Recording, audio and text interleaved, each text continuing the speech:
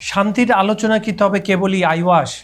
ট্রাম্পের যুদ্ধবিরতি এক ফুৎকারে উড়িয়ে দিয়ে মধ্যপ্রাচ্যে কি তবে শুরু হতে যাচ্ছে ইতিহাসের সবচেয়ে বড় পরমাণু মহাপ্রলয়? একদিকে তেল আবিবকে মাটির সাথে মিশিয়ে দেওয়ার শেষ আলটিমেটাম দিল ইরানের সর্বোচ্চ সামরিক কমান্ডো, অন্যদিকে মার্কিন পরাশক্তিকে কাঁপিয়ে দিয়ে পরমাণু অস্ত্র নিয়ে চিরকালের জন্য দরজা বন্ধ করলেন উত্তর কোরিয়ার এক নায়ক কিম জন উন। বিশ্ব রাজনীতির এই চরম উত্তেজনার পারদ যখন আকাশচুম্বী, ঠিক তখনই ইরান আর লেবাননের পেছনে এসে দাঁড়ালো ড্রাগন রাষ্ট্র চীন। আর এভিয়ানের G7 সম্মেলনে থেকে পুতিনকে ধ্বংস করতে ইউক্রেনকে দেয়া হলো মারাত্মক সব মরণাস্ত্রের গ্যারান্টি। বিশ্বজুড়ে একযোগে ঘনিয়ে আসে এই যুদ্ধের কালো মেঘ আসলে কিসের ইঙ্গিত? পুরো পৃথিবী কি তবে এক মহাবিধ্বংসী তৃতীয় বিশ্বযুদ্ধের দ্বারপ্রান্তে? চলুন আজ এক এক করে উন্মোচন করা যাক আন্তর্জাতিক রাজনীতির পর্দার আড়ালে সেই কঠিন সব সত্য। মধ্যপ্রাচ্যের আগুন নেবার আগেই কি শুরু হচ্ছে ইতিহাসের সবচেয়ে বড় সংঘাত? এবার আর কোনো ছোটখাটো যুদ্ধ বা হুঁশিয়ারি নয়, সরাসরি ইসরায়েলকে ধ্বংসের হুমকি দিল ইরানের সর্বোচ্চ যৌথ সামরিক কমান্ড খাতাম আল আম্বিয়া সেন্টার হেডকোয়ার্টার্স।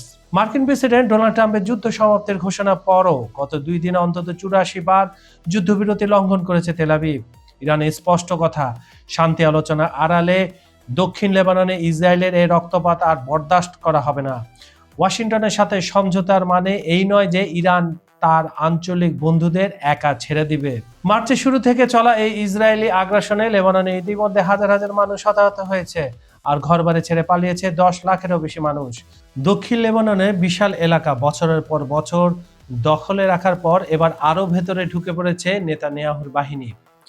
ইসরায়েলি কর্মকর্তাদের পরিষ্কার কথা, লেবাননে তাদের এই সামরিক অভিযান থামবে না। আর এখানে তৈরি হয়েছে এক চরম বিস্ফোরক পরিস্থিতি, যা ওয়াশিংটন ও তেহরানের মধ্যকার সদ্য হওয়া সমঝোতা স্মারককে মাঠে মারা যাওয়ার উপক্রম করেছে। তেহরান এবার শেষবারের মতো চূড়ান্ত বার্তা পাঠিয়ে দিয়েছে, হয় দক্ষিণ লেবাননে হামলা এখনই বন্ধ করো, না হলে পরবর্তী অধ্যায় লিখবে ইরানের বিধ্বংসী ক্ষেপণাস্ত্র আর সশস্ত্র বাহিনী। পুরো মধ্যপ্রাচ্য এখন এক মহাসংকটের মুখে দাঁড়িয়ে রুদ্ধশ্বাসে অপেক্ষা করছে। এখন সবচেয়ে বড় প্রশ্ন, বেনিয়ামিন নেতানিয়াহু কি ইরানের এই কঠিন জবাব এড়াতে পিছু হটবেন, নাকি নিজের অহংকারের বশে পুরো অঞ্চলকে এক পারমাণবিক ধ্বংসযজ্ঞের দিকে ঠেলে দেবেন? পরবর্তী 24 ঘন্টায় ঠিক করবে মধ্যপ্রাচ্যের ভবিষ্যৎ। কারণ ফ্রাইডেতে MOU মানে সমঝোতা স্মারক চুক্তি হওয়ার কথা রয়েছে। এর আগে যদি লেবাননে হামলা বন্ধ না হয়, ইরান যদি পাল্টা হামলা শুরু করে, তাহলে শান্তি ফিনিশ। বিশ্ব রাজনীতিতে ফের বড়সড় ধামাকা দিল উত্তর কোরিয়া। এবার আর কোনো লুকোছাপা নয়, মার্কিন প্রশাসনকে পরিষ্কার ভাষা জানিয়ে দিল তাদের পরমাণু কর্মসূচি বন্ধের বা পরমাণু নিরস্ত্রীকরণের দিন চিরতরে শেষ।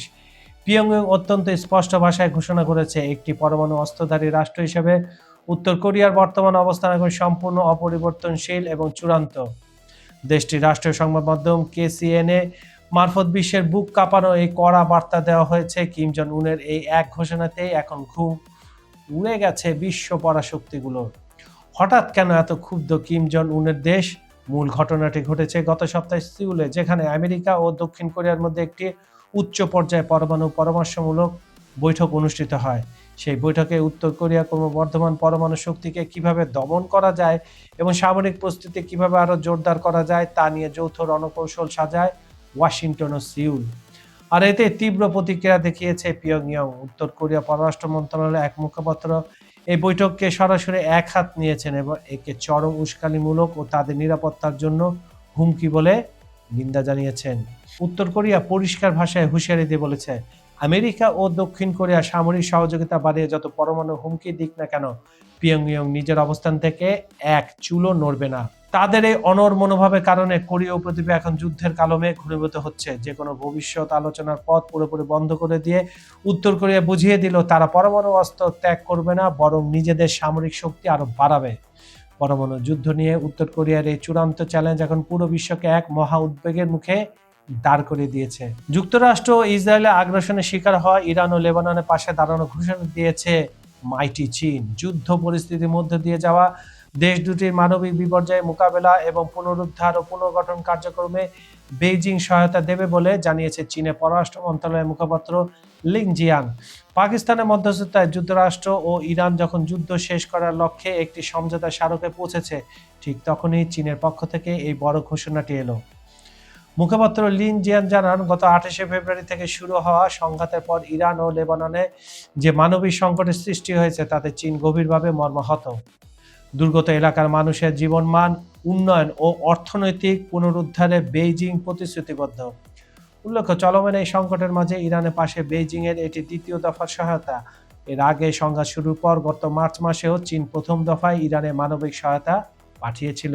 ফ্রান্সের এভিয়ানে অনুষ্ঠিত G7 শীর্ষ সম্মেলনে ইউক্রেনের প্রতি নিজেদের অটল সমর্থন পুনর্ব্যক্ত করেছেন সদস্য দেশগুলোর নেতারা। গতকাল প্রকাশিত এক যৌথ বিবৃতিতে জোটের নেতারা ইউক্রেনের স্বাধীনতা, সার্বভৌমত্ব ও ভৌগোলিক অখণ্ডতা রক্ষার সংগ্রামে পাশে থাকার দৃঢ় প্রত্যয় ব্যক্ত করেন। সম্মেলনে ইউক্রেনের প্রেসিডেন্ট ভলোদিমির জেলেনস্কি অংশ নেন এবং মার্কিন প্রেসিডেন্ট ডোনাল্ড ট্রাম্প ও মার্কিন পররাষ্ট্রমন্ত্রী মার্কো রুবিওর সঙ্গে একটি গুরুত্বপূর্ণ বৈঠকও করেন। যুক্তরাষ্ট্রের সরবরাহের ঘাটতি থাকায় কিয়েভ দীর্ঘদিন ধরে নিজস্ব ক্ষেপণাস্ত্র প্রতিরক্ষা ব্যবস্থা ও ইন্টারসেপ্টর উৎপাদনের যে অনুমতি চেয়ে আসছিল সে বিষয়ে প্রয়োজনীয় লাইসেন্স ও প্রযুক্তিগত সহায়তা দেওয়ার বিষয়টি এখন বিবেচনা করা হচ্ছে। ইউক্রেনের আকাশ প্রতিরক্ষা সক্ষমতা বাড়াতে G7 নেতারা আরও বেশি বিমান প্রতিরক্ষা ব্যবস্থা, অতিরিক্ত ইন্টারসেপ্টর এবং দূরপাল্লার সামরিক সরঞ্জাম সরবরাহের প্রতিশ্রুতি দিয়েছেন। একই সঙ্গে ইউক্রেনের নিজস্ব সামরিক উৎপাদন বৃদ্ধির উপরও বিশেষ জোর দেওয়া হচ্ছে। রাশিয়ার জ্বালানি খাতের উপর নতুন ও অতিরিক্ত ব্যবস্থা নেওয়ার জন্য এটি উপযুক্ত সময়। যৌথ বিবৃতিতে উল্লেখ করা হয়েছে, যুক্তরাষ্ট্র ও ইরানের মধ্যে হওয়া সাম্প্রতিক সমঝোতার ফলে হরমুজ প্রণালী পুনরায় বাণিজ্যিক জাহাজ চলাচলের জন্য উন্মুক্ত হয়েছে, যা বৈশ্বিক জ্বালানি বাজারে ইতিবাচক প্রভাব ফেলবে। আর এই পরিস্থিতিকে কাজে লাগিয়ে রাশিয়ার তেল ও গ্যাস খাতের উপর আরও জোরালো অর্থনৈতিক চাপ সৃষ্টি করতে চায় G7। Canada, France, Germany, Italy, Japan, যুক্তরাষ্ট্র এবং ইউরোপীয় ইউনিয়ন এর সমন্বয়ে গঠিত এই শক্তিশালী জোট ইউক্রেনকে যে কোনো পরিস্থিতিতে সব ধরনের সহযোগিতা দিয়ে যাওয়ার ব্যাপারে সম্পূর্ণ ঐক্যবদ্ধ। তাহলে হিসেবটা এবার মিলিয়ে নিন।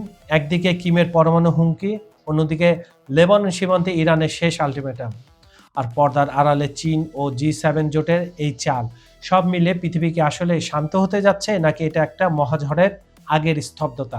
উত্তরটা হয়তো লুকিয়ে আছে আগামী কয়েকটা দিন বা কয়েক ঘন্টার মধ্যে। বন্ধুরা, আন্তর্জাতিক রাজনীতির এই দাবা খেলায় আপনার কি মনে হয়? ডোনাল্ড ট্রাম্পের যুদ্ধবিরতি কি কেবল একটি আইওয়াশ, নাকি নেতানিয়াহুর অহংকারী ডেকে আনবে তৃতীয় বিশ্বযুদ্ধ? কমেন্ট বক্সে আপনার মতামত আমাদের অবশ্যই জানান। বিশ্বের কোন প্রান্ত থেকে, Bangladesh, Bharat, Pakistan, America, Europe, Ukraine, Brazil, Argentina, Africa, নাকি সৌদি আরব, কুয়েত বা দুবাইয়ের মতো মধ্যপ্রাচ্যের কোন দেশ থেকে এই মুহূর্তে খবর সংযোগের সাথে আছেন তা কমেন্ট করে আমাদের জানান। আপনাদের প্রতিটি মতামত আমাদের জন্য অত্যন্ত মূল্যবান।